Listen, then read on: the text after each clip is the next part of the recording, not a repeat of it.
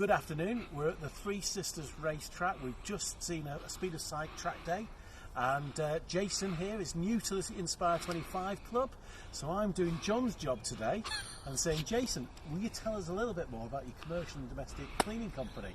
Yeah, on the domestic side, we specialise in oven cleaning, conservatory cleaning, fascias, gutters, and also we reprive old and haggard driveways, so with all your weeds and what have you, so we rejuvenate them, bring them back to life without having to spend the expensive cost of replacing it.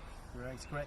And apart from the mighty John Galloway telling you to join, why did you join Inspire Club? I have another company which is the commercial company, and I joined with Inspire 25, but I've been involved with Speed of Sight for 7 or 8 years. Yeah. I saw Mike over in York do the land speed record at 204 mile an hour in the Nissan GTR.